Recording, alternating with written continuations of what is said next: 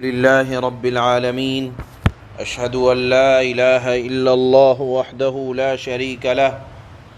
وأشهد أن سيدنا ومولانا محمدا عبده ورسوله أما بعد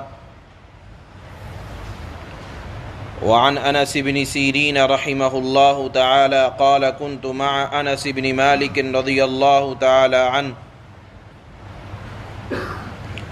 عند نفر من المجوس فجيء بفالوذج على إناء من فضة فلم يأكله فقيل له حول فحوله على إناء من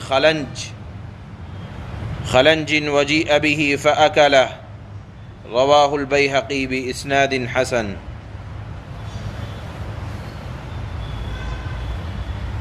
یہ بات چل رہی ہے کہ سونے اور چاندی کے برتن میں کھانے پینے کا استعمال حرام ہے، لیکن اگر کوئی کھانا سونے چاندی کے برتن میں ہو تو نفس کھانا وہ حرام نہیں ہوتا۔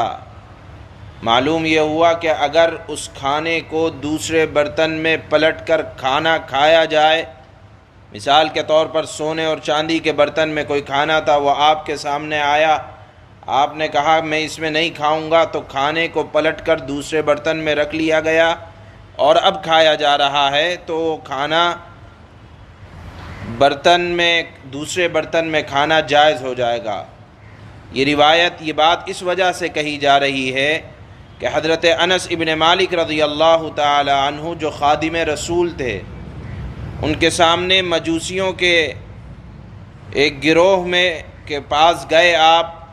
تو وہاں چاندی کے برتن میں فالودہ پیش کیا گیا۔ آپ نے اس کو لینے سے، استعمال کرنے سے منع فرما دیا کہ میرے حبیب کو چاندی کے برتن میں کھانا پسند نہیں تھا، اور جس میں میرے حبیب کو پسند نہیں تھا میں بھی نہیں کھاؤں گا۔ کسی نے کہا کہ اس کھانے کو، اس فالودے کو دوسرے برتن میں پلٹ دیا جائے، لکڑی کے برتن میں۔ چنانچہ اس فالودے کو چاندی کے برتن سے نکال کر لکڑی کے برتن میں لایا گیا، تو حضرت انس ابن مالک نے کھا لیا۔ معلوم یہ ہوا کہ کھانا اگر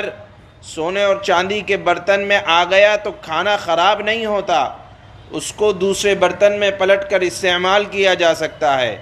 ان احادیث سے اسلام کا مزاج پتہ چلتا ہے کہ اسلام کا مزاج کھانے پینے، لباس وغیرہ میں سادگی کو پسند کرتا ہے، اور جن چیزوں میں تکلف ہو یا کفار کی مشابہت ہو تو اسلام ان چیزوں کو پسند نہیں کرتا۔ یہ بات اس روایت سے ثابت ہوتی ہے۔ حضرت انس ابن سیرین یہ تابعی ہیں، تابعی کہتے ہیں جنہوں نے صحابی کو دیکھا ہو۔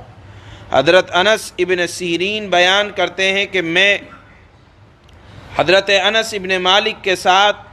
مجوسیوں کے چند آدمیوں کے ساتھ بیٹھا ہوا تھا کہ اس دوران چاندی کے ایک برتن میں فالودہ لایا گیا، تو حضرت انس رضی اللہ تعالی عنہ نے اس کو نہ کھایا۔ ان سے کہا گیا کہ اسے دوسرے برتن میں ڈال کر لائیں، چنانچہ انہوں نے اس فالودے کو لکڑی کے ایک برتن میں ڈال کر لائے، پھر ڈال دیا، اور پھر آپ کے پاس لکڑی کے برتن میں فالودہ لایا گیا، تو پھر حضرت انس رضی اللہ تعالی عنہ نے اس کو کھا لیا۔ امام بیہقی نے اس حدیث کو صحیح سند کے ساتھ نقل کیا ہے۔ سبحان اللہ و بحمدہ، سبحانک اللہم و بحمدک۔